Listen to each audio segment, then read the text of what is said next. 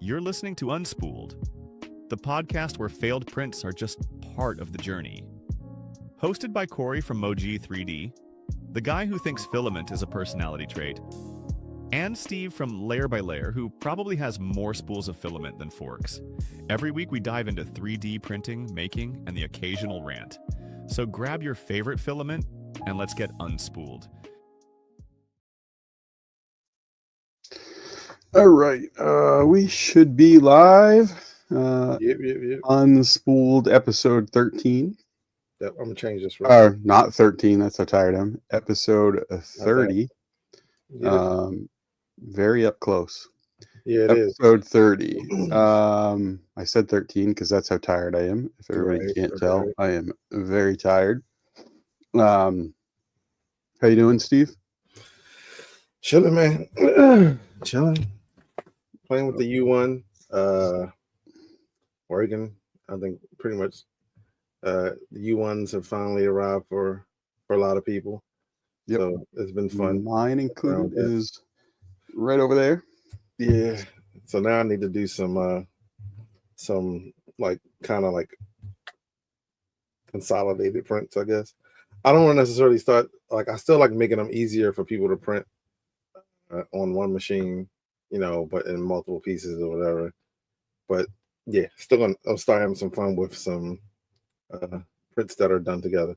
You know, holistically, the U1 price point is still very good, even if you didn't do The Oh yeah, at 850, it's still a steal. it's still a steal, dude. I mean, to get single color or multicolor prints that look like this, Yeah, without having to glue anything together, virtually no waste. Yeah, And I printed 8 of these in 4.5 hours, and That's 8 of crazy. these on a P1S with an AMS were 18 hours That's crazy.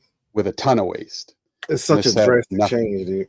So yeah, and I mean, the print quality is just, I mean, it's unreal. Yeah. Like, this is small too, and it's 0.2 layer height, and it's just so it's not just fast with low waste, it's just no or perfect print quality. But I mean, it's not all sunshine and rainbows either. I mean, No. they've got some things that they should probably work on the firmware side, or in the software side of it. The Snapmaker Orca version is not perfect. The fact that it doesn't sync the filament and the colors is an issue. Not an issue, but it's just inconvenient. More than anything.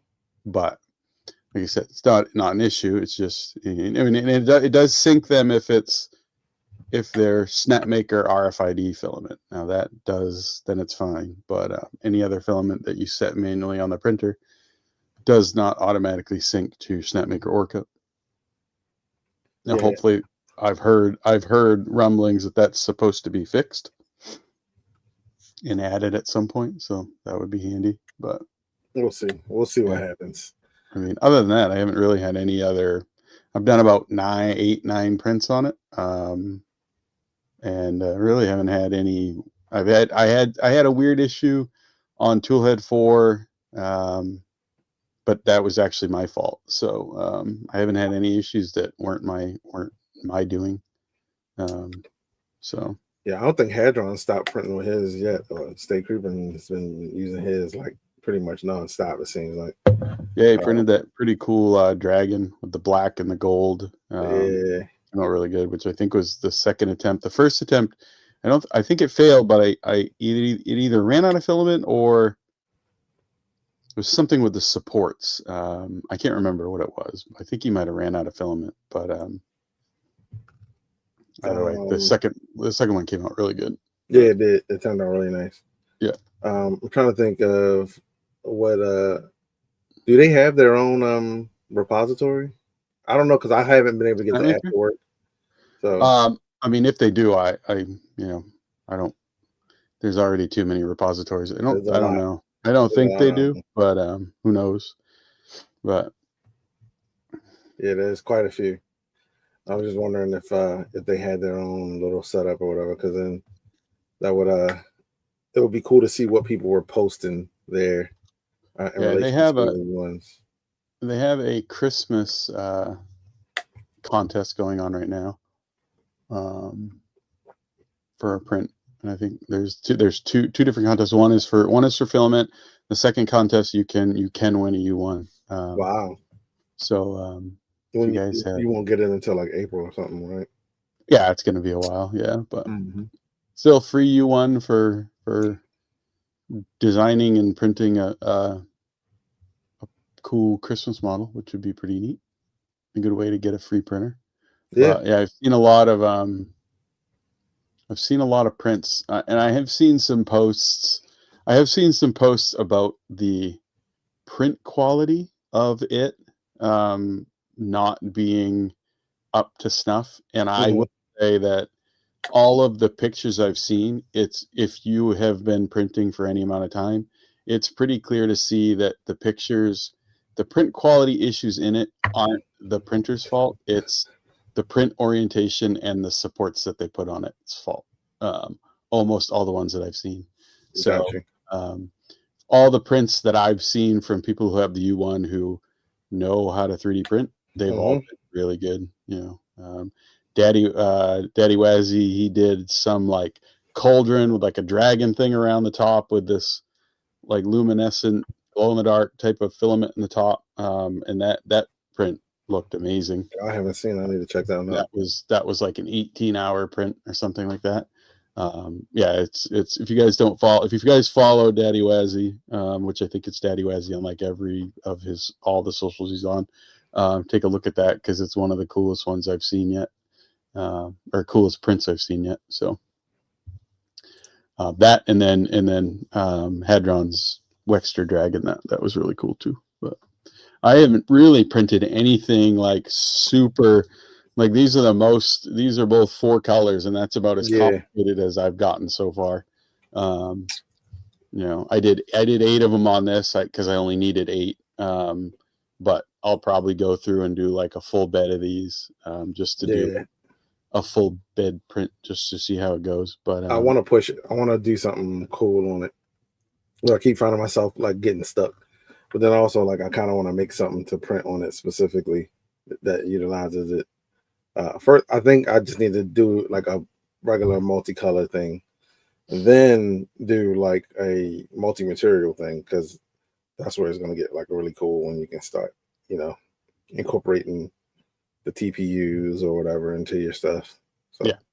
I have a couple box designs that use TPU as a hinge, and then I'm going to test that part of it on it. I'll see how. I'm sure it'll do perfectly fine. But yes, Stay Creepin' called this. I call it the Christmas Mr. Potato Head, but everybody else calls it the Steve Harvey Christmas Potato Head because that's what it is. It looks like Steve Harvey. So I did post this on my X on Twitter, and I did just call it Christmas Mr. Potato Head, not Steve Harvey. I don't need that.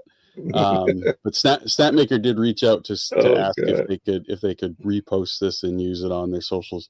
So again, I did not call it Steve Harvey. I called it, you about to get that call. You about to get that Steve Harvey call. Should I send it to him?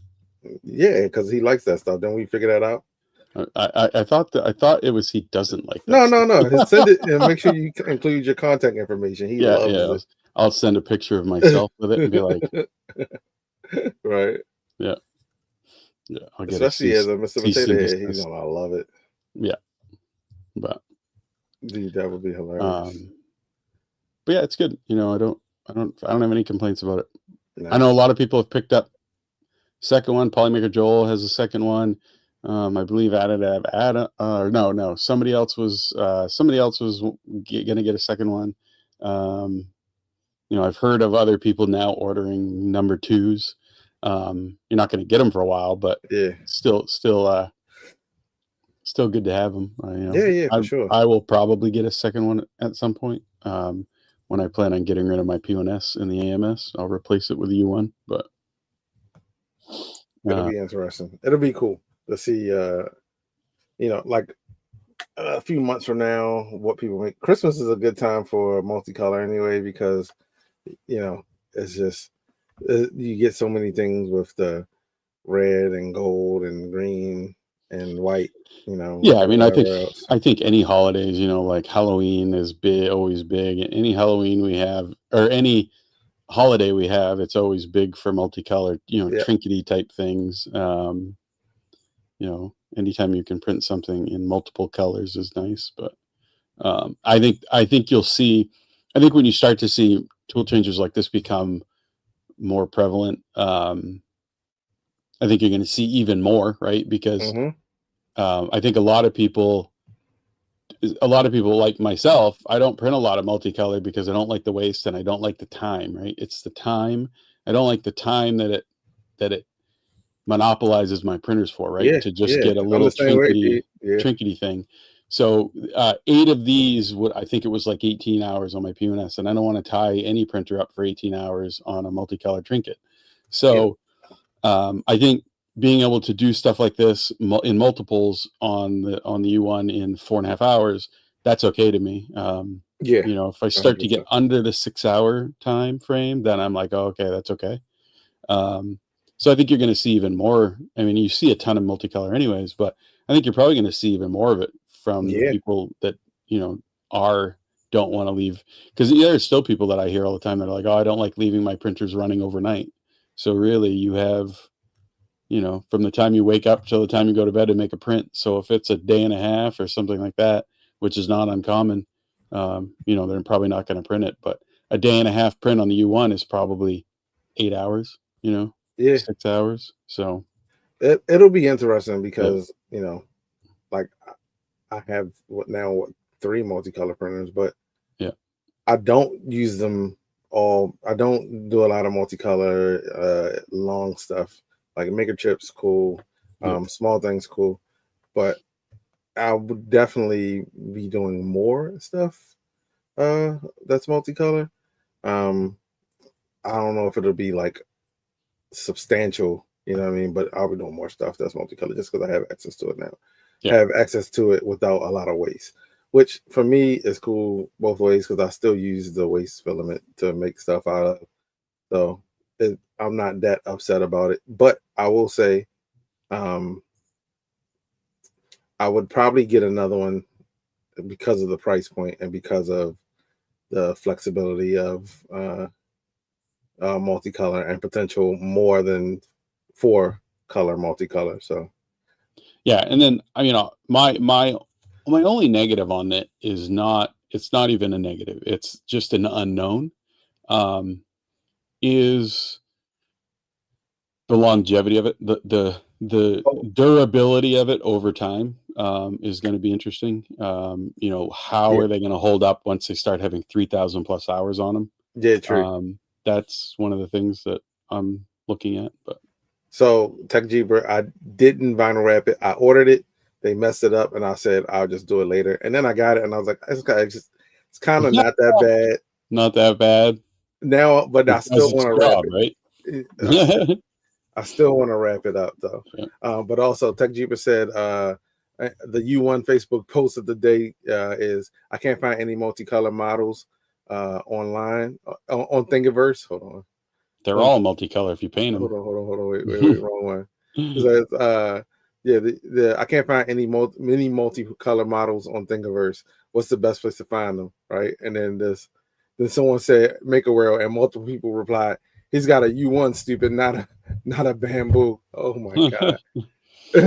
Again, Oh my for goodness. anybody watching that would ask that same question, any model is multicolor if you paint it in the slicer. Dude, That doesn't matter. the fact Yeah, that people think very that specific. you can't use Make a World if you don't have a bamboo. I mean, you got to I have mean, a bamboo machine to use Make a World. That's hilarious. I ran into a kid the other day who has been 3D printing for a number of years, has an A1 Mini and two A1s, and had no idea that he could use non-bamboo filament. And we've heard this before, right? Yeah. And again, it's part of that like bamboo ecosystem, and they say that, and it gets into people's heads that like because it's an ecosystem and it's bamboo, you can only use bamboo stuff, bamboo filament, bamboo, Mhm. all and I'm like, no, you can use any filament you want. And he was like, what? And I was like, yeah, like, and he's like, he goes, oh, I was looking on Amazon and there were these really good colors, and but he said it was something like Ella, and I was like, Elegoo, and he's like, yeah, and I said, he goes, yeah, I could get it for like $10 a roll, but I didn't buy it because I didn't think I could use it. And I'm like, no, you can use it, right? Like, and but yeah, I still and he's had those for, I mean, ever since the A1 came out, so he's been Mhm. using them for a long time, and he never thought of it, he was just like, oh, I thought I could only Yeah. use bamboo stuff, but So I blame us. I blame us, people who ingest 3D printing every day. We're not spreading the word good enough. Uh, that people, think, well, I mean, I think we've pretty much screamed it from the rooftop. I just don't think they're normal listening. people are listening. The Yeah, people that are listening to most of us are the people that are already already in it. here. Yeah. Um, I don't think a lot of us at whatever level of 3D printing stream, I don't think you're enticing a ton like of outside people in. And actually, I think the vast majority of our people are the people that we've already had, and there are people that obviously sprinkle in new, but it would be nice if at some point we could start to Evangelicalize. educate, educate the non-us's, right? Like the Well, non. there are a lot. I mean, we just had a conversation with someone who, asked if we knew who BQ was. Yeah. So, and Well, so, yeah. there's still people in the community who don't know the common stuff. Yeah. And also didn't know that Big Tree Tech and BQ were basically the same. So yeah, I mean, a lot of there are people in the community that don't know. No slight to those people. No slight to those people. I mean, if you don't, we live and breathe 3D printing. It's a little bit different. I gotta adjust my camera because you're so low. I feel like I'm. If you, I'm tired and slouching.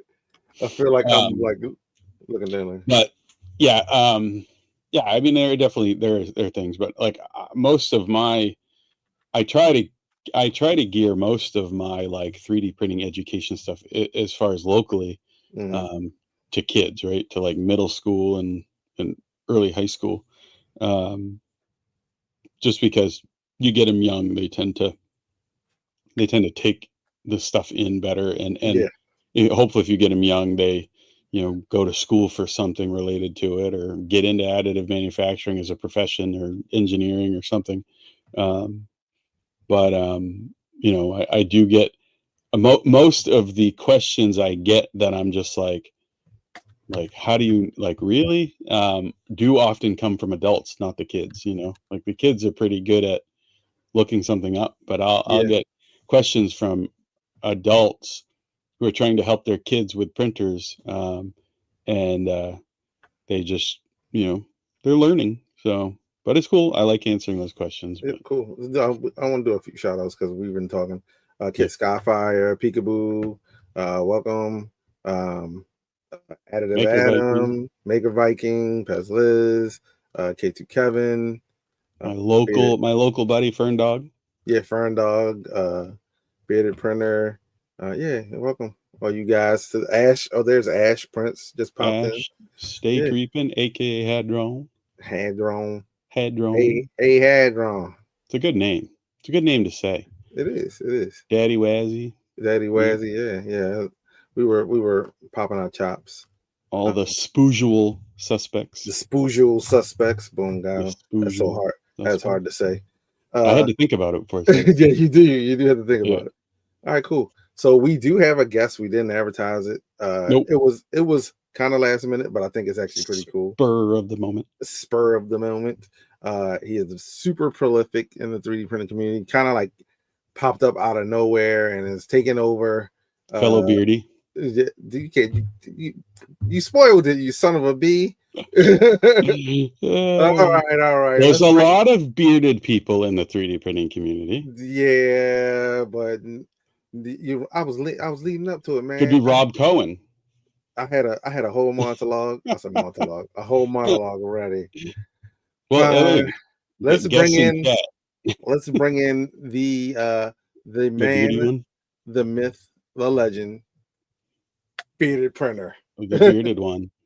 The muted one. Yep. The muted one.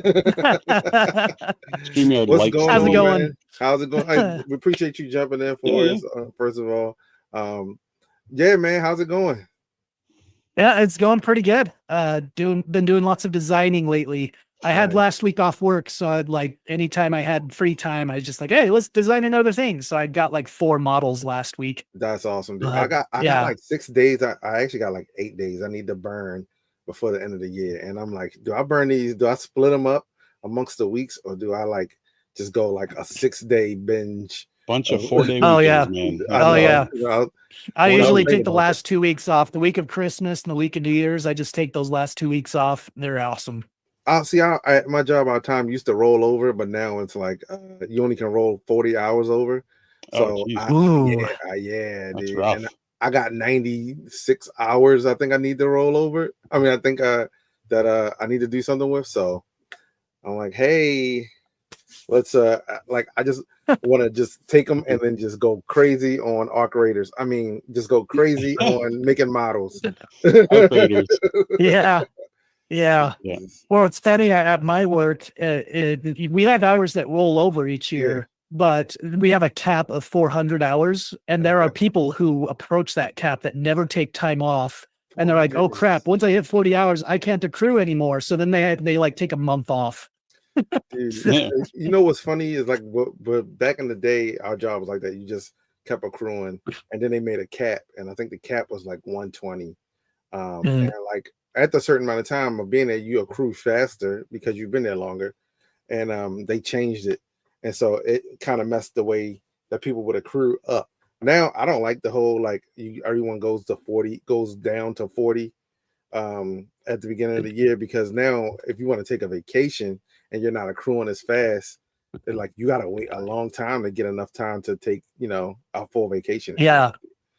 So we can roll over like 260 hours, so everybody has like 200 plus hours on like, because nobody can ever take the time off, so you always have massive amounts. Yeah, especially in are you in IT, Bearded, or what are you in?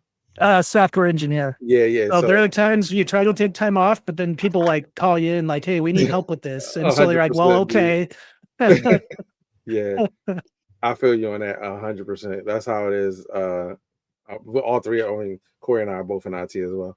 And I'm like a one-man operation right now. So like I take time off, but it's like, I'm steadily watching. How much of that is like really time off? Like exactly. It's scheduled time off, but you still have to come in or get online to do something. Yep. So it's cool, man.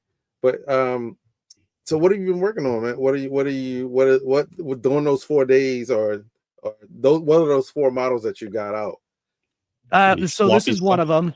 So I was actually doing a demo on my stream on how I did this one. This one is done in vase mode, so you can put a tea light in there, and you just put a tea light in there and it glows. It's pretty nice. So I did a similar, well, not a tree like this, but I did another Christmas tree last year. So this one is me one-upping myself this year. Dude, what filament is? Hold on, what filament is that? I think this is a Stardust filament from West 3D. I think it's an ambrosia. I can't remember the specific color, but it's a Stardust color. It looks like it has a core in it. Like that's sick. Yeah, it looks like it has a core, and like the edges look translucent on it. I don't know if that's just the light hitting it weird or what, but it is. Oh yeah, well you can see it hollow inside right there. Oh, got you. And you. Oh wait. How are you able to get that done in vase mode with a core? I actually showed that on my stream today. Are you doing a line? Are you doing like a section that comes out of it? That's right. Don't give away. I'm gonna go. I'll be uploading it onto YouTube, so you can watch it on YouTube when I upload that. This has been something I've been trying to figure out for a while without having like a gap. It's counterintuitive because vase mode, anywhere it's solid, will be hollow. So you can't just make things hollow because then it just won't work. So you have to like fill things in on purpose to be able to print it in vase mode. But then you also have the threads that those can't be in vase mode. You have this hole right here. So I actually made it so there's 25 bottom layers because it's like 5 millimeters deep, and at 0.2 millimeter layer heights, you need 25 layers before you get to the top of the threads, and then you can do it in vase mode. Now I had you could use a modifier too. I had a Christmas tree that I did a fake vase mode on, and basically I just made the walls 0.2. So it was like it, and you just print it in continuous.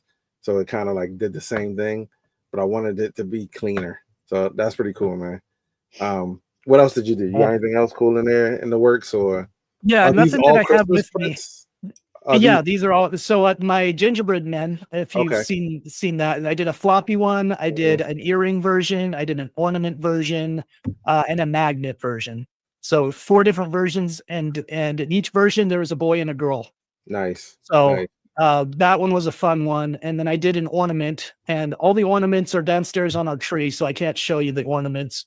The gingerbread men ornaments and magnets and stuff are gone because I had family over, and my sister was looking at all my 3D printed stuff. She's like, oh, cool. And she would like take something and put it in her pocket.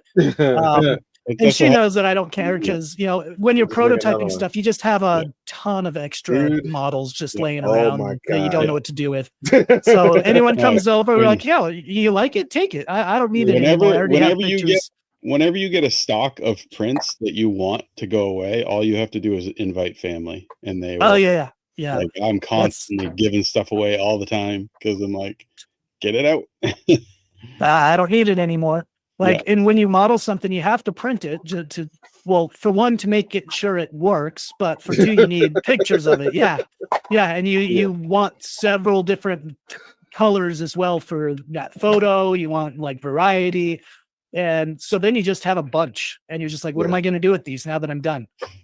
So usually before we post it on Facebook, I'm part of a neighborhood Facebook group. Mhm. And before I post it on the neighborhood, my wife will text family, like, does anyone want these? And usually my family snatches it up. But if there's any left, I'm sure neighbors would be happy to take it off my hands. Yeah, 100%. Like, I don't think people really understand like how much work goes into like prototyping and making sure like they see the model pop up and they're like, oh, it's a cute, flexi waffle. But like the amount of work you put into like making sure that thing works the way it should. Yeah. You print it and often it works, but sometimes I'll have a little gripe about it where I'll just be like, it's not quite right in this area. I'm going to redo it. Yeah. And so then you have several prints of various iterations. And then sometimes I'll just give it to my kids. They'll play with it. And then, after they forget about it, we'll just throw it away because either they'll break it or it's just not something that I would feel like I could give to someone else. Because if it has a flaw, I don't want someone else to have it because then they'll be like, oh, well, what's this going on? And anyway. So well, then that's like you work on like a lot of flexis, a lot of like houses and different, like building and stuff. I couldn't imagine how long it took you to like lock in the building ones, to get. Oh yeah, you can see one right there. Yeah, dude, they look so cool though, man. It's massive. Like I printed it. I'm like, where am I gonna put this thing? It's like sitting in the middle of my floor. But yeah, so sometimes I get lucky and it's like the first try, it's like, oh, it's just right. That doesn't happen all the time though. Yeah. One of the like other 5% things of the time with me, like, I'm just right. Or a lot of times I'm like, it's fine, but then I'm like, I can do better. And then I'll want to like, it's not good enough. something. It could be better. Yeah. I kind of don't like when it's cool when it does work out the gate, but I kind of like it. To me, iterating and like figuring the problems out are like my favorite part of designing. So like, getting it on the first try is cool, but then you're like, oh man, I forgot about this. How can I do it now? And then like going through the motions, it's like my favorite part. Like the whole. It's really the reason why 3D printing exists, right? It's thought up into these for rapid prototyping. Yeah, it's ingrained into our blood. And sometimes it does feel like it's good the first try, but then as I'm messing with it or fiddling with it, I'll be doing that for hours and then I'll just come up with, oh, well, this could be better. And so even though it could be fine on the first iteration, you kind of want to find areas to improve it. Or maybe you think of an additional thing. Like sometimes I'll show something to my wife, like, oh, look at this cool thing. She's like, oh, does it do this? And like, I don't know why I didn't think of that. And then I'll like go back and make an iteration where it does do what she suggested. Like she usually has good suggestions. You gotta be like, no, not this version, but I'll consider it for the next one. Like, I'm done. I'm walking away. I'm done with this version. That's me because I'm like, this is perfect. And I'm like, oh no, I should have done this. And I'm like, ooh, I know for a fact that if I circle back to it, then it's gonna like that thing, the ones I held up. I started working on that in like July, and I'm like, I'll sit it down, and I'm like, oh, let me go back and tweak this part. And like right now, all I need to do is shave like 0.1 millimeters off of two sides. It's been like 3 weeks. I haven't done it.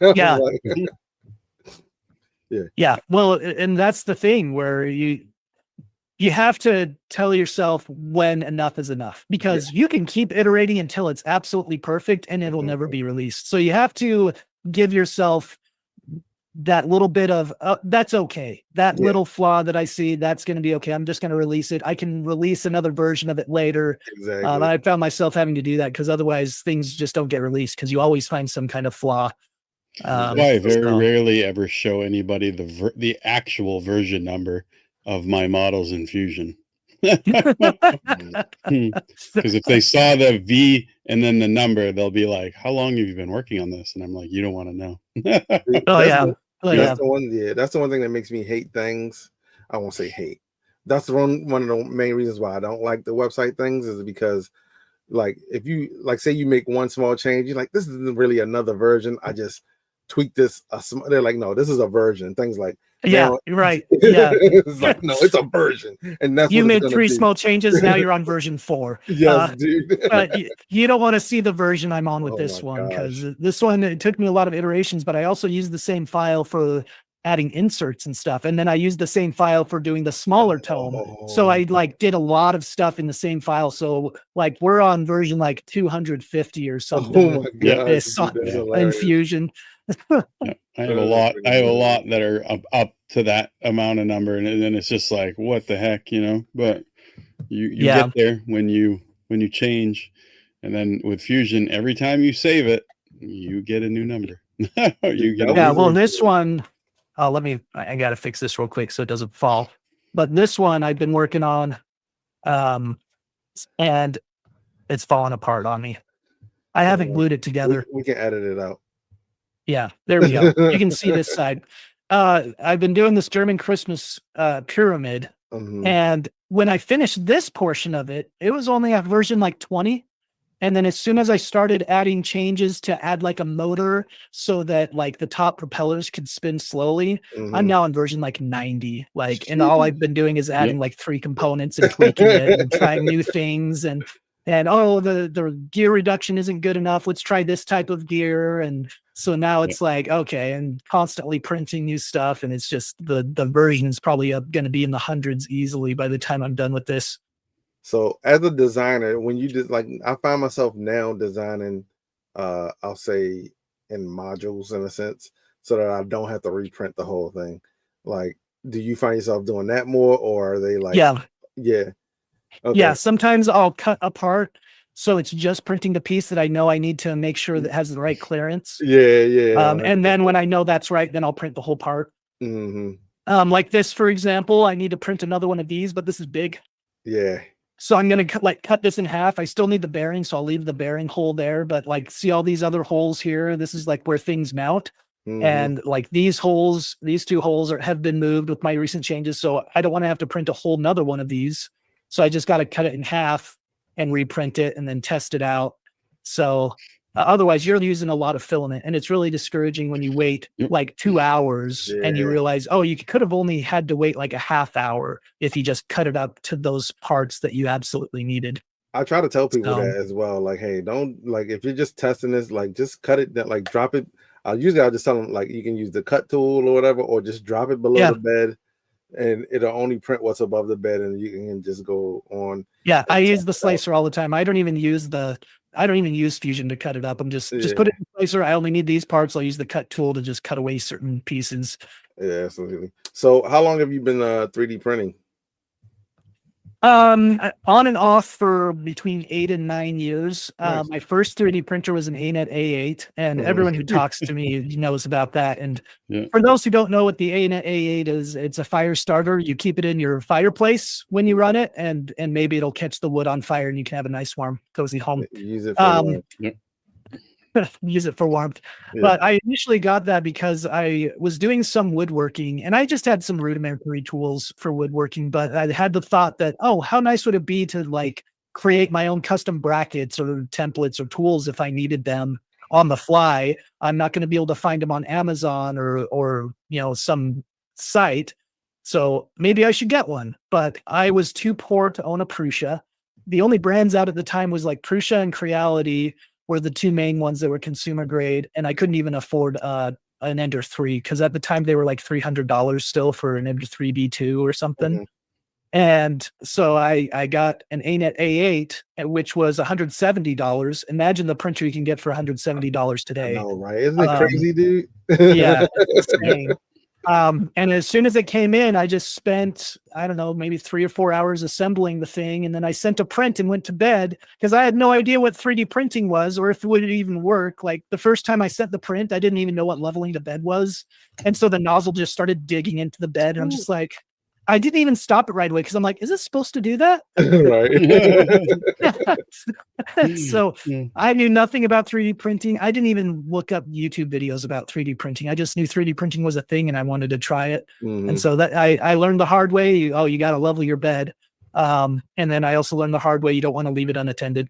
Yeah. So it never caught fire, but in the middle of the night, my roommate saw that the print had failed, so he just turned the printer off for me. So that was nice of him. That was kind. But yeah, I had the ANET ET4X, which I don't think had any reported cases of it catching on fire. But I know at one point the hot end wire like just separated from the PCB, and I wound up like it melted the jumper. And so I wound up basically just soldering it straight to the board.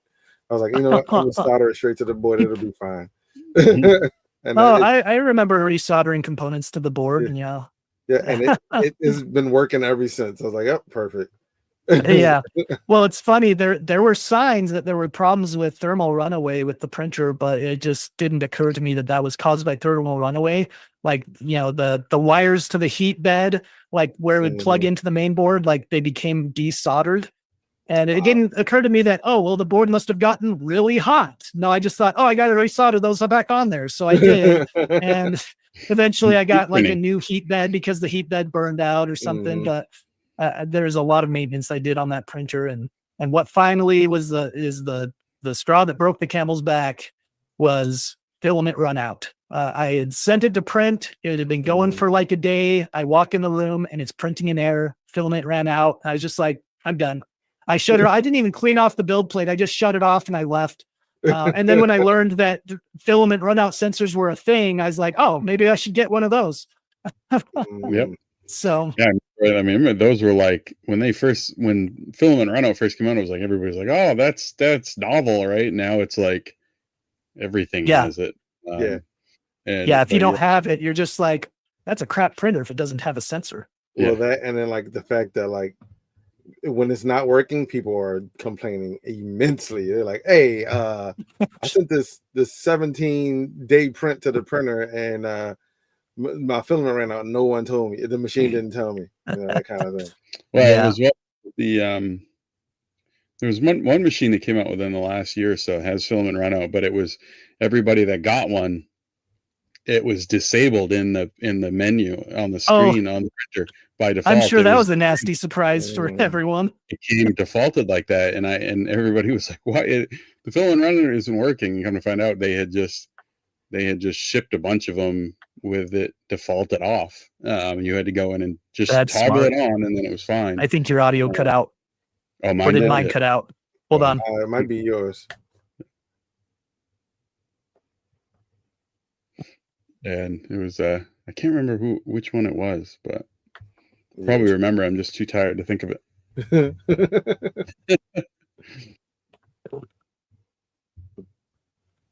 Better? We can hear you a little bit. Yeah, your mic was good. Battery must have ran out on my headset. Oh, okay. We can hear you good now. If you can hear us. Yeah, I can hear you. Sorry. Cool. You're good. No, you're good. Happens.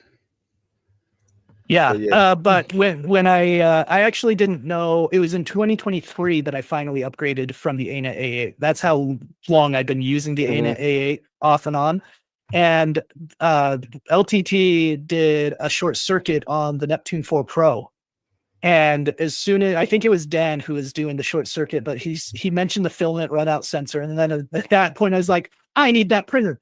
And so at that point, I didn't know what other printers were out there. So I still did research, but I didn't know about Elegoo until that video. I didn't know about Soval. I didn't even know about Bamboo, Anycubic. I didn't know about any of these other companies. So I was just like, I got my work cut out for me. I got to research on what printers are out there. So I did pull the trigger on the Neptune 4 Pro, but the first time I set it up and I ran through the initial calibrations because I actually watched YouTube this time about 3D printing. So I knew what to do. But as soon as it started that first print, I was printing that Buddha that it usually comes with, and it started going. And I was just like, this thing is so fast. Because on the ANET, I was printing at like 15 millimeters per second to get relatively good quality. And the fact that this was printing so fast and good quality is when it just like light bulb and went on. I was just like, this is amazing. I could sell stuff. Who's not going to say they can sell stuff as soon as they see the quality of the prints? That's usually why people buy printers, and then they realize that that's not as easy as you thought it was. No. Yeah. The worst part is the motivation. You're like, I gotta be motivated to like, you know, do all the stuff. I was like, and then I gotta take it to the post office too. We got a box of that. Then you gotta take it to the post office. The selling the prints thing did not live very long with me. I found that it was not my thing at all. Yeah. So do you license your models or anything like that? Because yeah, I do. I have commercial licensing for my models, but that's actually the reason I started modeling is because I was too cheap to purchase the licensing to sell other people's prints of other people's models. So I was like, I'll design my own stuff because I don't want to be the guy selling dragons when everyone else is selling dragons and have to bring the price down. Yeah. My models were far from the quality of the dragons because I just barely started. You know, I was using Tinkercad before I moved to Fusion, and I only moved to Fusion after I got the Elegant printer. So, yeah, that's pretty usually. I mean, that's usually the route. I think a lot of people who aren't already into like engineering, they're like, oh, start with Tinkercad, stay in this for a while, and then eventually move on to like, you know, freaking Fusion. And a lot of people don't know that you can you can export from Tinkercad directly into Fusion. Which, well, they're both Autodesk products, so they play with each other. Yeah, which was a great little, you know, thing to be able to do. And like I started in Tinkercad and probably used Tinkercad for like at least 2 years. And I was like, wait, there's other stuff out here. And I'm like, oh, okay, Fusion. And I'm messing with Fusion. And I was like, I'm going back to Tinkercad. And then I was like, let me try it again. And I was like, all right, well, here's what I'll do. I was like, I'll design the primary structure of it in Tinkercad and then export that into Fusion. And then eventually got used to Fusion. And then like as soon as I got used to it, I was like, what's Shaper 3D?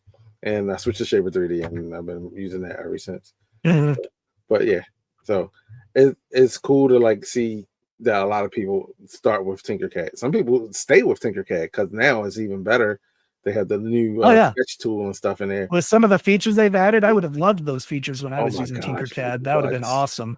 I mean, they never will because it would prevent people from using Fusion. But if they ever added fillets and chamfers, it would be a whole new world. Oh yeah.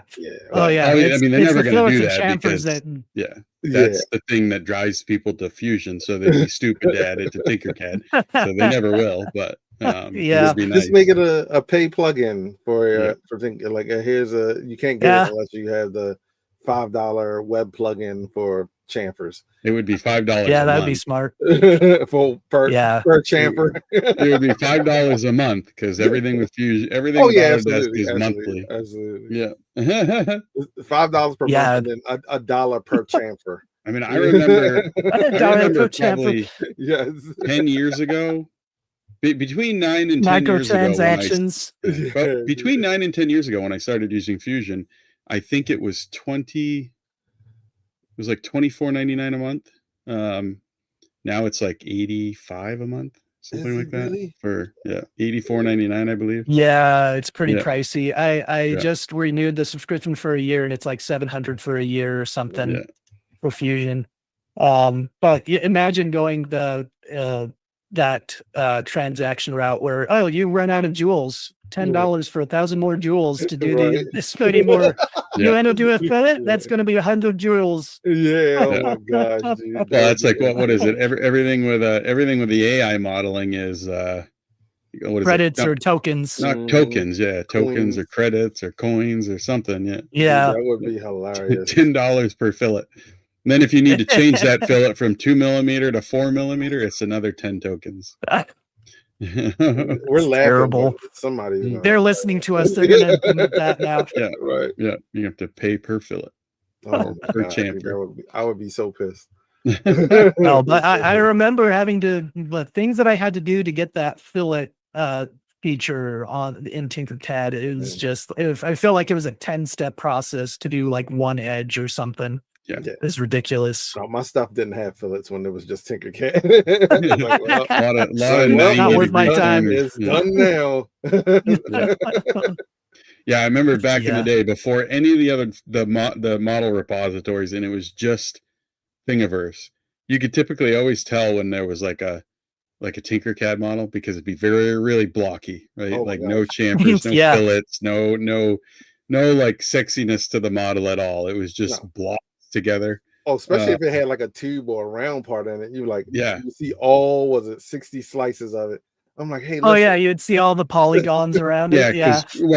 people didn't realize that you could like up the bevels on it to like Yeah. Yeah. you could max it Well, out by that slider, and it's like As soon as I learned that, I'm like, why isn't everyone doing this on every single time they add it? Like, you know what I I used don't to know. do? I would do that, and then I would make another cylinder and turn it halfway, so then you get Oh even yeah, fewer yeah. So you slices. get even more detail. Yeah. Yeah. Oh man, it was priceless at that That's point. smart. I never did that. Yeah, That's smart. it was cool. It was like, and then you just merge it, and then you get like a smoother round object. You're like, oh, but like a lot of people still, and you can do that with some of the other shapes as well, but it just made it smoother. I feel like it's still a thing that a lot of people are still using Tinkercad, where on printables you go into one of their contests and see all the entries, and you can see a lot of them are Tinkercad because it's just a screenshot of the model on that Tinkercad plane. And it's just a screenshot of that they submitted. I'm just like, well, great. I'm glad that you're designing, and good on you for submitting a design for this contest. But it's just funny that you can see that. Oh yeah, Tinkercad. It's a good program. Yeah, you can't do that on Make a World anymore. They like hammer you for like you got to have a real photo now. I still see fake photos on there though. Like, I'm like, when is this? Well, I have a couple. I have like, I don't know how many I have, like 3 or 4, where it's just a fusion render. I have printed it out, but I didn't have the print anymore when I uploaded it. So I'm like, oh, I don't have a picture, and I don't. I'll just upload this render, and I've just been grandfathered in. I can't do that anymore with new models. I can't modify an existing model because they'll ask for a photo of it. So I'm just like, well, I guess it's just going to be the way it is. Yeah. I don't want to print it again. I've tested it by just adding a render to see, and it dings it. It says like, oh, you have to add a real photo, because when it goes through the verification process, it won't verify it if it doesn't have a real photo. So yeah. Well, I've also found that it fails verification if you put certain keywords in the description. Really? I had like Orca Slicer listed in the description, and it wouldn't verify it. I had to remove that keyword for it to be validated. That's kind of shady. You gotta do like ORC4. Then it won't get it. All right. Gotta trick the system. And I also get that you have that. Like if you want to upload a print profile, it has to be Bamboo Studio, and it's like, come on, like I just want to upload an Orca profile. I can kind of understand. I know why. I mean, obviously, we all know why they're doing it, because if you're going to be sending it, if some kid's going to be sending it from their phone to their Bamboo printer, it's got to be in Bamboo Studio. But that annoyed me too, because I was using Orca for everything before they did the security update, where I could still use Orca to send prints to the printer and whatnot.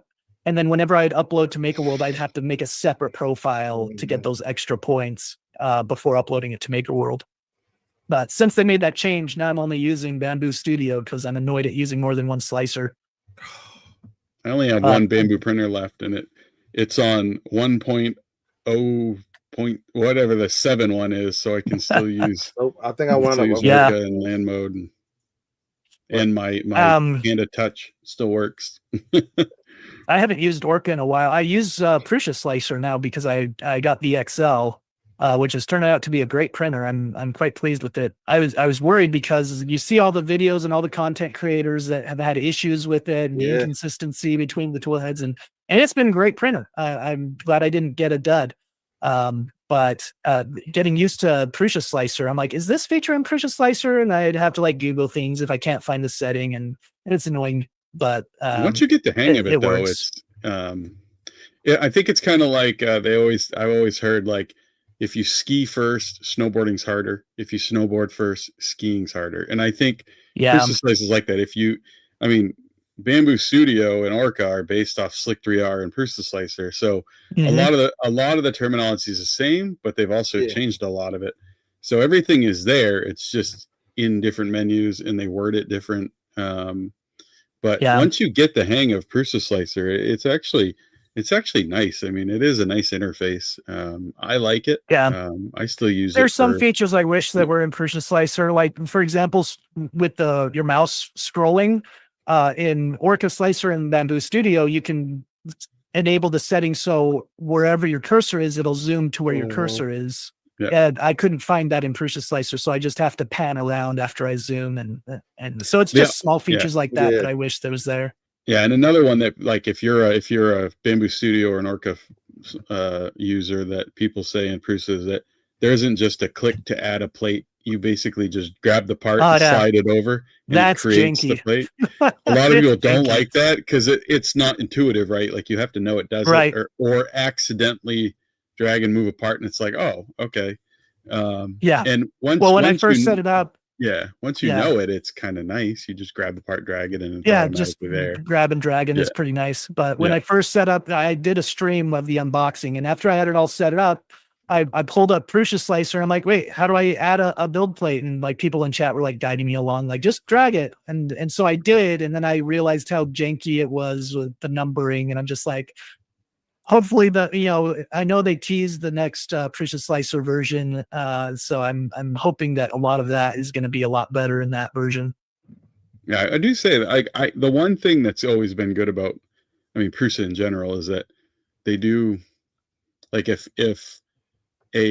even a percentage of the community is like, oh, we'd like to see this. And sometimes it seems like it doesn't have to be a super large majority. It could just be like 20% of the user base is like, oh, we'd like to see this. They just add it, right? And it's like a feature in the next beta. They do add a lot of features to it. So I'm curious to see, what is it, 2.8.1? Is that the current one now? It'd be interesting to see what the next version, what it includes for features. 2.9.4 is the current version of Prusa Slicer. Yeah. So I was able to successfully send a print via Prusa Connect from Orca Slicer, though. That works. You have to make sure you don't choose that you want to go to the detailed tab. What was it? The device tab, because that doesn't work from Orca Slicer. So it'll like send the print, and it'll like bring you over to that tab, and it'll say, we can't display this. It'll give you like that 404 error or something went wrong error. But yeah, if there's ever something that I feel like I can do in Orca that I can't do in Prusa, I'll use Orca Slicer, and I can still send the print via Prusa Connect. So do you have the 5-head XL or? It's the tool head, but I think it was on Sunday, I ordered the conversion kit to go from 2 to 5. Okay. So that'll be coming in the next week or so. Nice. Ordered it from Matter Hackers. Cool. Nice. So what is your go-to machine right now? Like when you're like, it depends. Let's go prototyping versus printing. Yeah. So for prototyping, it depends what printer's available.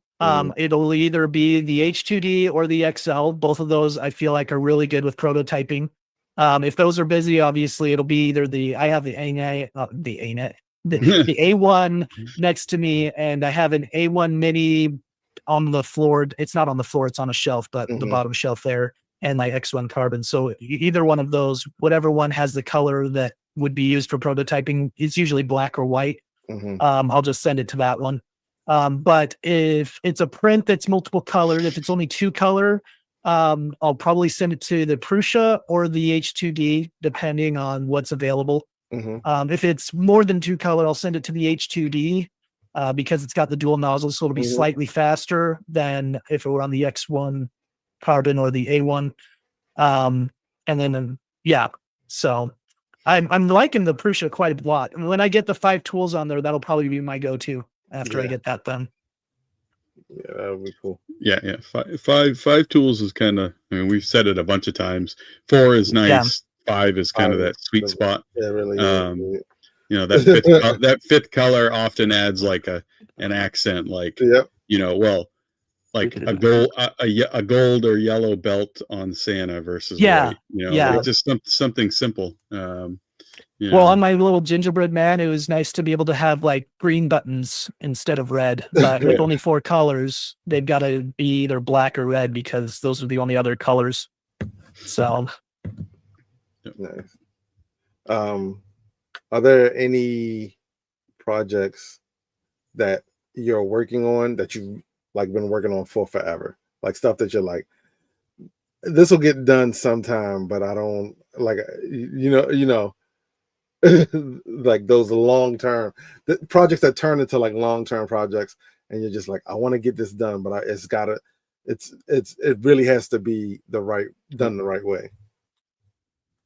I think we lost his voice. Oh. Yeah.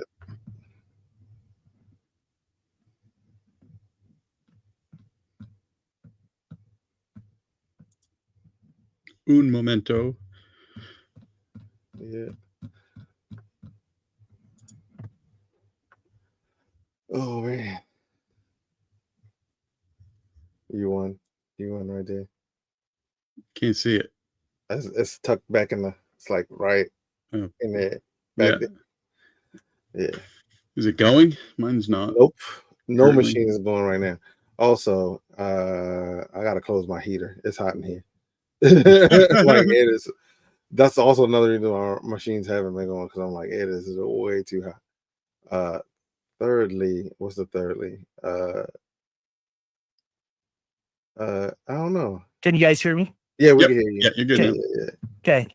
My mic died. Everything's dying on me. No. That's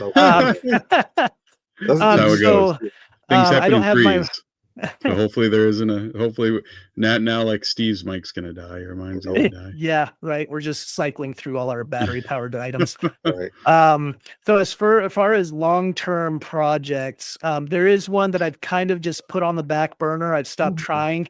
It's my wallet, and it's in a spot where I feel like it's good, but it's not in a spot where I feel like I can release it, because I feel like the tolerances or the clearances are so specific and tight to get it just right that I don't feel comfortable releasing it to the public, because so many printers are in so many different states of tune and who knows who's going to be printing it on what printer.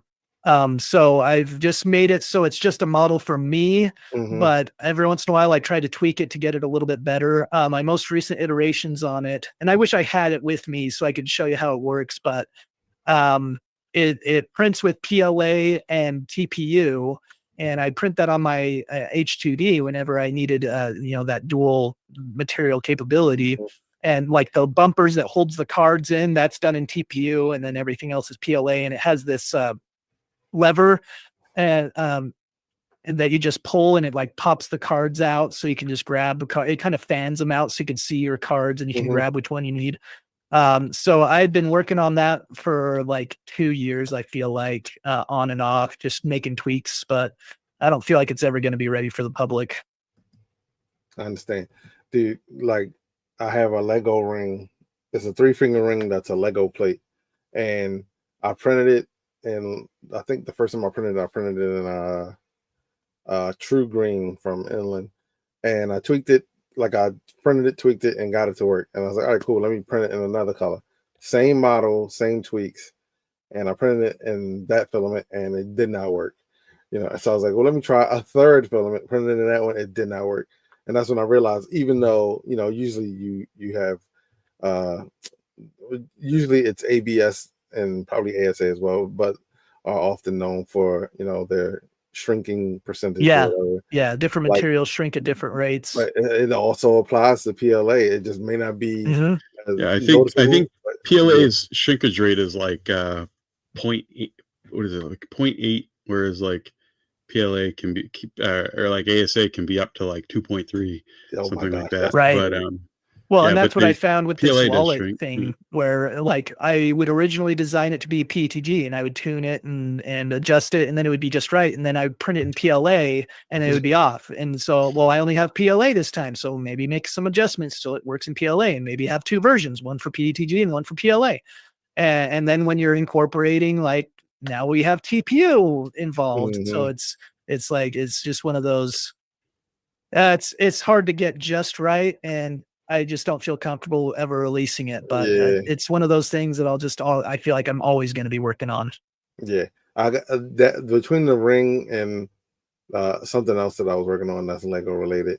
Those are the two things that I'm like, I want to get this to work, but I gotta figure out a way that uh that people won't print it and be like, oh, because they'll eat you up on Maker World.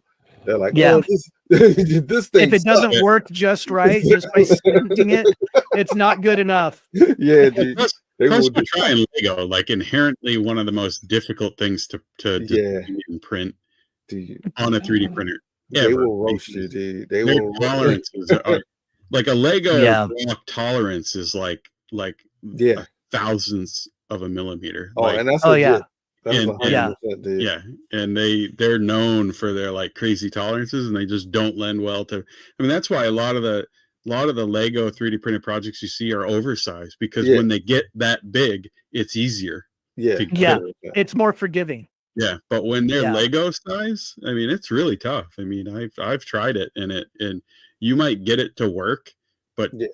to release a model that other people are going to be print, I mean, it's a Yeah. crap shoot if they're going to Oh print my it and God. it's going to fit. Yeah. So If I'm designing something specifically for me, I'll really tune in those clearances so it Mhm. fits just right. But if Yeah. I'm releasing it to the public, I always add some wiggle room so it's still somewhat loose. Mhm. So if someone prints it on an ender for some reason, it'll still somewhat work for them, you know. What do you mean by for some reason? I don't understand that part. And I mean, I just don't know why people would use an ender. Just kidding. I'm sure there's lots of people that still use their ender. I actually have a bought an coworker. ender a couple weeks ago. Oh, did you? Yes. yeah, I have a Hey, I mean, coworker I have a who couple knows I was enders. into 3D printing, and he came up to me. He's like, I have an ender that's not working. Can you fix it for me? I'm like, yeah, sure. I looked at it, and I just had to replace a couple things and then charged him $20. And just like 2 or 3 weeks later, he's like, it's not working again. I'm like, just sell it. I don't want to maintain it for you. If you can't maintain that, get You're rid like, of it and at get a this different point, printer. it's you. It's you. You're doing Yeah. something to it. I don't want to be Well, I bothered mean, with it. that's the thing. I mean, I mean, it's impossible to say the percentage, but the vast majority of printer issues that most people have, it is a user issue. It is a user related issue. Until you've been seasoned enough to figure them out on your own. You know, and I think the people that stick with it are the ones that recognize that and are able to learn the skills they need in order to fix it. And then some, you'll have two: either one, they get frustrated and they quit, or two, they will habitually blame the printer to the point where they're like, 3D printing sucks, and then they get rid of the printer. You know? Yeah. It's like, Yeah. but Well, yeah, it's I think funny with my ANET, I would print things like those gear cubes, and the tolerances were just so terrible on that printer that even with the clearances they provided, I would have to like sand stuff down for things to fit. And I never once thought, wow, the designer just did a terrible job with this. I always knew, well, my printer is just not very good, or I don't know what I'm doing. Maybe it's me. I don't know. Maybe I'm doing it wrong. So I never blamed the designer for that. I just had a crap printer. Dude, that's happened to me where like I print something out and I'm like, fudge. I forgot to add some tolerances to this piece. And now I'm sitting here trying to like jam this thing together just because it's Get a your prototype. files out to Yeah, set stuff down. My files are all over here. I got the Harbor Freight files, like the big ones. Yep. Dude, it's like Yeah.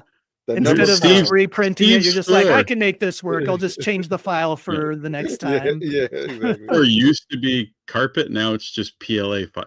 Oh yeah, you Oh, it just got is. PLA It is. dust. PLA You know, when dust. you rub your hand along the surface and dust comes up, that's PLA. It's not dust. It doesn't hurt you if you blow on it while you're filing it. It just blows all the dust away, and you don't breathe it in. Yeah. Doesn't go back up into the air and then into your nose. Like, Right. we all have a nice protective PLA or PETG coating to the inside of our lungs. We have a We've nice, petrified healthy ourselves. amount of micro plastics in our system. Right. Yeah, exactly. I'm trying to think. do you have? So I dropped your URL in the side chat, which is www.beardedprinter.com, which I applaud you on. Not everyone buys their domain names ahead of time, so Yeah. you got lucky. I'm glad I got that. The yeah. bearded printer was already taken, so I got Oh, bearded. was it instead. really? Yeah, yeah. Holy crap! That's hilarious. That's That is freaking hilarious. I did listen when I used to do like help people set up their websites and stuff, and like as soon as they would come to me and they'd be like, "Hey, I want to get a website," and I'd be like, "Well, what do you want to call it?" And they're like, "This." I was like, "Go buy it right now and then come back. Like we can talk about the other stuff later." Like owning the domain is cheap. Just buy it. Yeah, and I was like, keep it until you're ready to use it. I was like, it's a sandwich, literally the price of a sandwich. Like, Yeah. If you want, just buy 1 year, right? You don't have to buy it exactly 1 year. Right. Yeah. I was like, go get the domain name. Go get that right now. Then come back and we'll talk about all of the other stuff. But like, you could wait a day and someone else might have the same idea as you and go get that name, and then it is gone. And then you're forever. SOL. Yeah. It's gone forever. So I always tell people, go get the name. So the fact that you were able to get the bearded printer is freaking spot on. Yeah, I feel very fortunate for that. It just worked out. Yeah. So as a joke, one night we were in Discord and I was like, we were talking about something, and this is pre Unspooled. And I was like, oh, I could be considered the Nigerian prince. I was like, I'm not Nigerian. I was like, so I went out and bought Nigerian prince, like PRINTS. Oh yeah. .net. And every once in a while, I'll just throw it in like if someone's talking about something, I'll throw it in the chat, and I'm like, I'll say it'll just be like NigerianPrince.com or .net, and then say totally not a scam. I'll put that in here. It totally sounds like a scam. It totally sounds like a scam. Yeah, that's awesome. That's the link that's as someone who works in network security, that's the link I'm always telling people not to click on. NigerianPrince.net. Blacklisted. Don't go there. Yeah. Like, oh, that's funny. A funny joke. I'm like, it's priceless. It's a fun way of like just sending somebody to your website. Like, oh, okay. Yeah. Check my website. It's NigerianPrince.net. And they're like, what? I'm like, because you see it and you read it, and you're like, oh, it says Nigerian Prince. But then when you say it out loud, when you say it, you're like, oh, yeah. Well, then they click on it and it forwards to layer by layer.xyz, and they're like, what the hell? Like, that's weird. What just happened? Did I get hacked? I think I got good. Cool. Yeah, I'm glad that I got the domain that I got, and then even all my socials are really easy. The only one that's slightly different is on Maker World, because someone had used my username. I thought, oh, someone took it, but when I looked them up, they had my models on their profile. I'm like, that's stealing. That's not nice. I reported them, and like within the same day it was taken down. But in the meantime, I already created my profile with my username, and I don't want to change it because I already have links everywhere that go to it. So that's the only one that's slightly different than the others. That's mine was easy. Moji3D.com. Nobody had that. Yeah. Doesn't exist. That's nice. Well, there's another guy in it, but I think he goes by Bearded 3D, just Bearded 3D. It's not anything, no print. Oh yeah. And he had I saw him actually in somebody's stream once, and when I saw the name, I was like, I thought you had changed your name. And then I looked and I was like, oh, it's a different. Yeah, he's just Bearded. Yeah, there's also Bearded Bucket as well. So people confuse me and Bearded Bucket all the time. Sure like people would be like, oh, did you do this one thing you said you were going to do? I'm like, wait, what are you talking about? Are you sure you weren't talking about Bearded Bucket? Right. Yeah, he also has an awesome beard. But I feel bad. There's one time, and I don't think I ever responded, so that's why I feel bad. But some guy messaged me because he wanted the bearded printer domain because that's kind of what his business was. Mm-hmm. But he's like, but you already have that domain. Is there anything you can do? And I'm like, well, there's nothing I'm going to do. Like I'm not going to be nice and just give away my domain and my identity just so you can start yours. So I felt bad, but I wonder if $500,000 it's yours. Part of me wonders if that Bearded 3D guy was that same guy that was asking about it. Yeah, because his is bearded3d.com. Yeah. Yeah. But his is all car related stuff, I think. Like 3D prints for cars, Jeeps, and trucks and stuff like that. Yeah, all automotive related. So, Pick Jeeper, do you want me to do this while I say $1 million? right. $1 million. $1 million. You've done Rocky Mount, right? But Yeah, I did that earlier this year. And did you do a table at Rocky Mount as well? No, I was just wandering around. But so 3D Printopia was your first table show. How was that for you? Did you enjoy yourself, or how was it? I have mixed feelings about it. Okay. Part of it, the mixed feelings had to do with the location, which it's nothing against the organizers. They did a great job. No. There were a ton of people there. They made space where they could. I didn't even have to pay for my table. Mm-hmm. So, beggars can't be choosers. But it was frustrating. If I wanted to go visit anyone that wasn't on the first floor, I had to cross the entire building to go downstairs and then visit some people. And then if I saw people at my booth, I had to then cross the entire building again to go upstairs. So that was slightly that was an unfortunate situation. But I think the experience of meeting all these awesome people that were like looking at the stuff on my booth and were like, they loved all the floppy things, and they were like looking at the huge dummy 13 and were like, oh my gosh. And then they would see the beard on the dummy 13 and like, that's 3D printed. And then when I would tell them how long it took to print the dummy 13, they were all just like, what? I complain about a 6-hour print that took you like a month. Right. So, and the amount of filament. Like, funny, like, that's like $450 worth of filament to make that guy. Like, it's a lot of filament. But the overall experience was awesome. I was a bit stressed because I had to fit everything in 2 suitcases. Like, things were broken when I got there because TV and TSA is not very kind to your luggage, and I hadn't traveled by myself for a long time, so a lot of the stuff like. And some things slipped through the cracks where, like at my hotel, I accidentally only booked 2 days instead of 3. So like on Sunday night, I come back. I'm like, I can't get into my room. They're like, well, you should have checked out. And I'm like, oh crap. Fortunately, they had another room. So I just had to like grab all my stuff and go to a different hotel room. So small stuff like that kind of made the travel a little stressful. But I think the overall experience was pretty awesome. Nice. Yeah, next year we'll be Philly bound. Yeah. Got to get cool. those cheesesteaks. All right. Yep. Yes. So for me, the first one I went to was 3D Printopia because it's close to me, and then I went to Murph last year, and then I went to it this year. And at Murph, you can kind of just grab a table. There's no like if there's an empty table, you can just throw your stuff on it for the most part, except for like on the edges. And that was my first time doing a table, which was fun. I was like, I felt like, even though I feel like I know 3D Printopia had more people, they were in groups, so you wound up not talking as much as I did at Murph.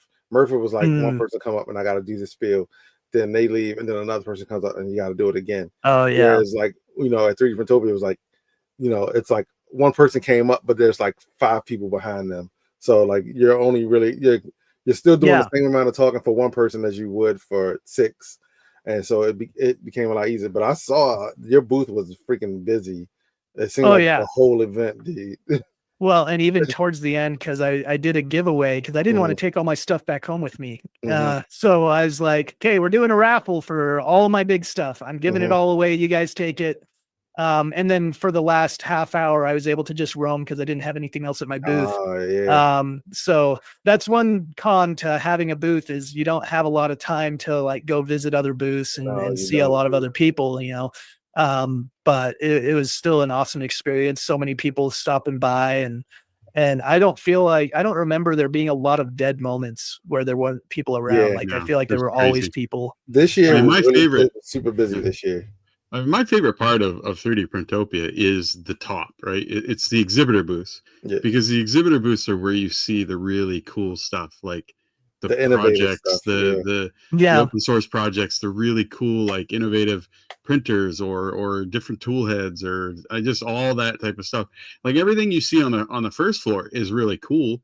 But it's all the stuff mostly that we've seen before, right? And that the big stuff, the printers, it's the big companies that are like, oh, we've got these printers and got these materials. Like we got the filament manufacturers down there. And but every time I've been to 3D Printopia, I'm walking up around the top and I see like this kid from some local college around Maryland that has like this wild, like Right. crazy printer.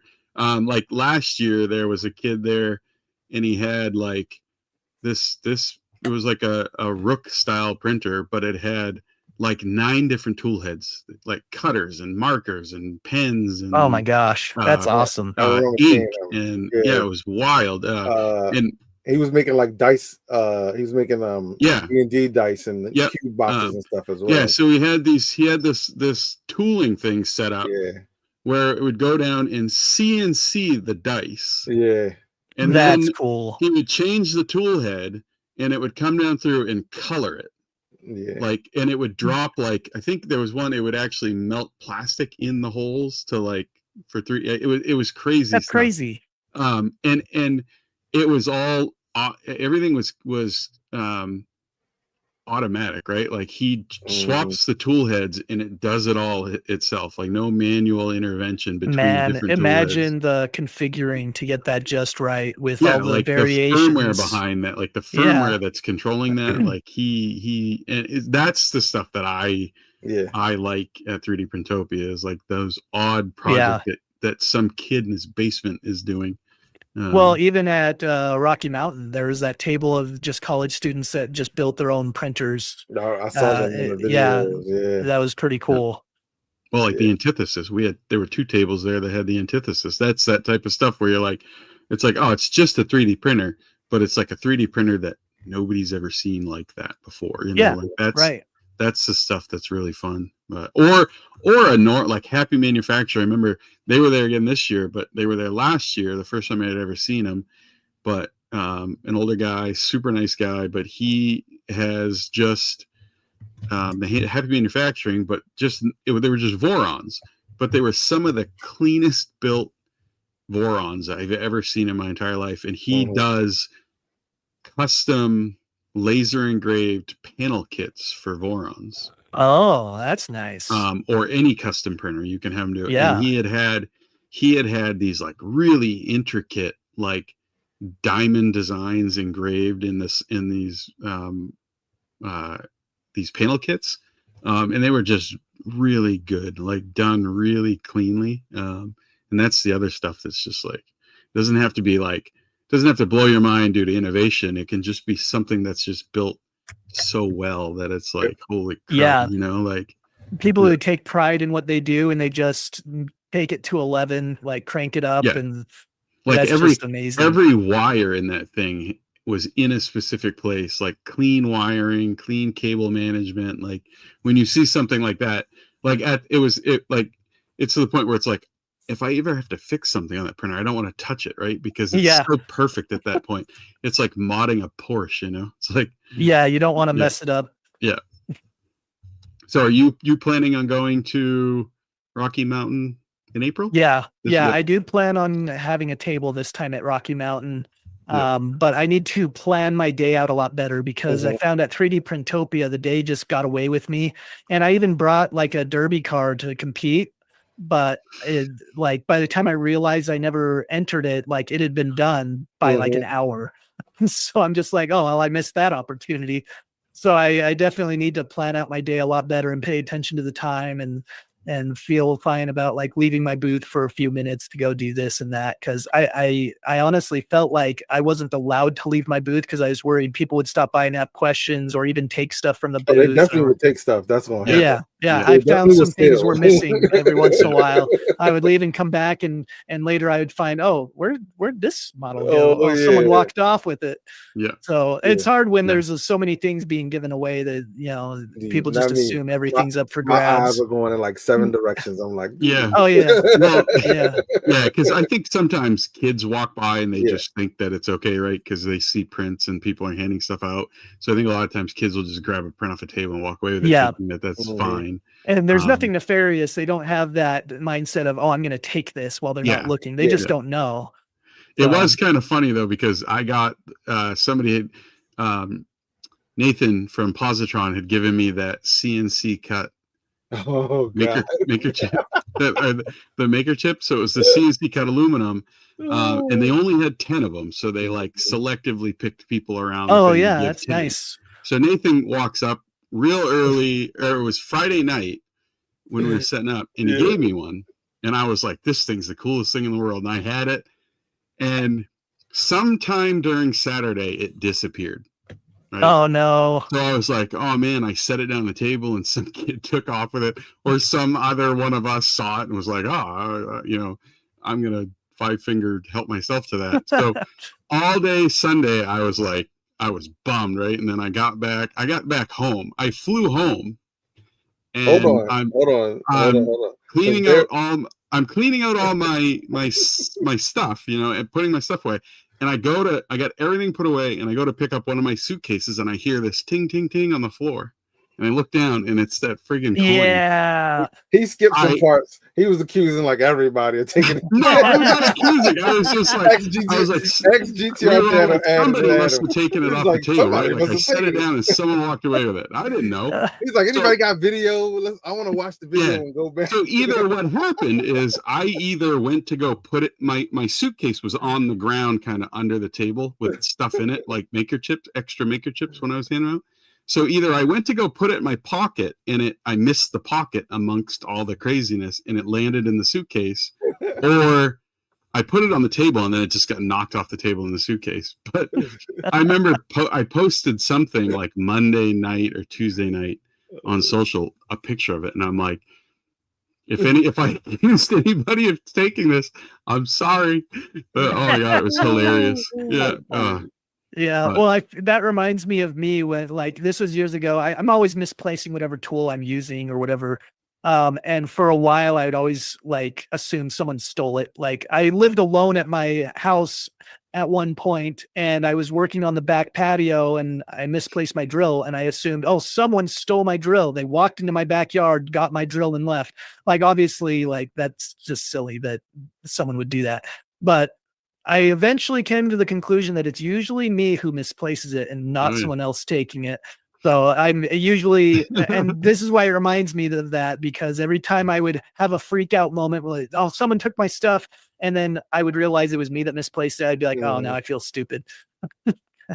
Yeah.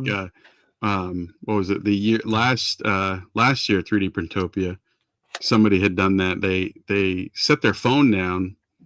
And they came back, it was one of the volunteers, and they came back to the volunteer table, and they were like, somebody stole my phone. It was right there, and they had left, and they thought somebody had taken it off the volunteer table. And they were like, somebody took my phone, and they were freaking out. And then he was like, oh, wait a minute. And he turned around and he walked down to a table that one of the booths he was at, and he goes, and he picks something off the table, and he walks back, and it was his phone. He was talking to someone at a table and just set it down on the table and then walked away on it. And I was just like, so that was like, yeah, that coin was my moment like that, and, but that does happen. Is 3D Printopia in general is just so crazy and insane that that stuff happens. Every booth I knew of had some type of like story like that. Like something disappeared. Somebody probably left it in the bathroom. Someone probably accidentally threw it away with lunch, like it. It's such a all these scenarios go through your head and you wonder which one. I got there too late on Friday to set up at 3D Printopia. So I was still setting up Saturday morning when people were still coming in, and Karen Chow has stopped by, and she dropped off some of her, pins and glizzies, and we just left them on the table while I was still setting up. But then people started coming by, and I noticed people were starting to take that off the table, and I'm just like, no, those are mine. Those are mine. Yeah. I had to grab them and I put them somewhere else so people didn't think that they were up for grabs. Yeah. Plus her stuff is so good. Like, and then there was some other lady walking around that had maker chips that were printed with a fabric center that were flexible. Oh yeah, I think I have one of those. Yeah. Yeah. I had one of hers, and someone was like, "Oh, that's cool," and I handed it to him, and they started to like turn away, and I was like, like, nope, not that one. You can have any of those, but I'm like, nope, that's one of one. Yeah. All right, so we're reaching the hour and 9:30 mark. Yeah, Brandon, do you have anything you want to plug or share, or where people can find you or any of that? Yeah. So if you just go to beardedprinter.com, that's my link tree. And so you'll find my socials and everywhere I upload models there. So if you're a printables guy, a things guy, Maker World, I upload to all those, even Colts 3D.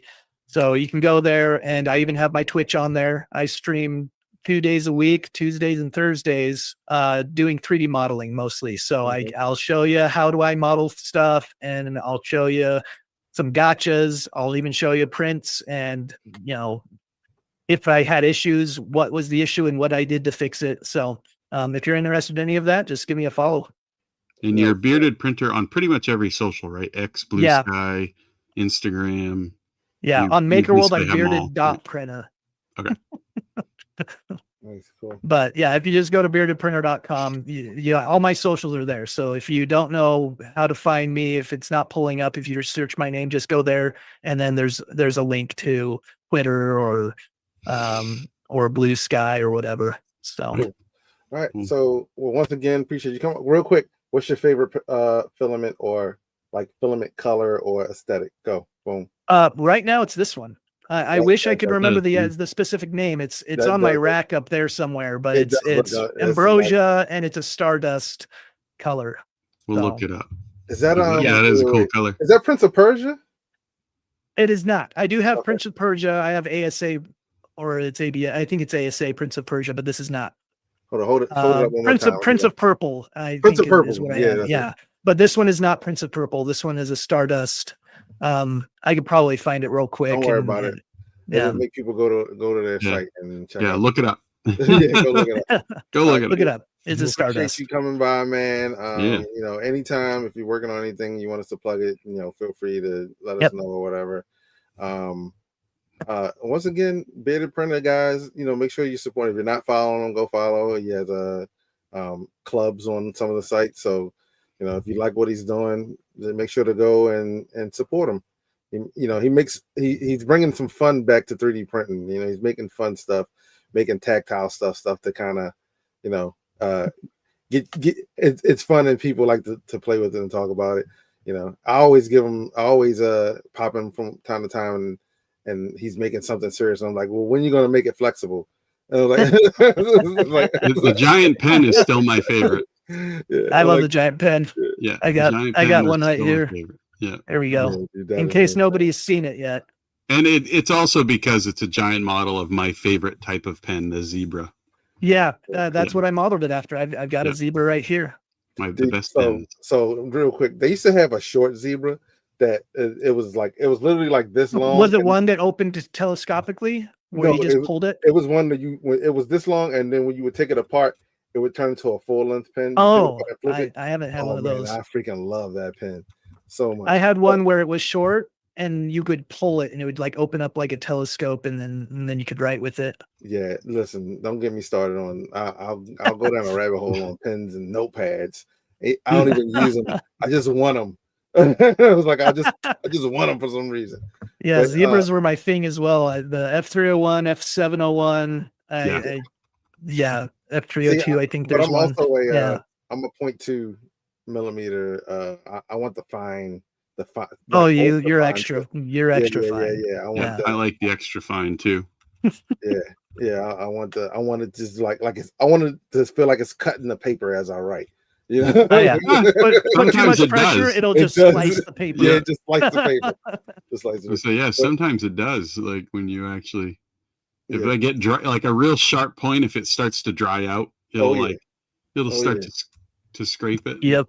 So, like I said, once again, we're gonna drop you off the stage and then do our outro. Yep. Thank you so much for coming through, man. We really thanks a lot, guys. Yeah, it's been awesome. Coming on, man. Yeah, it's been awesome, man. See you later. See ya. See you, man.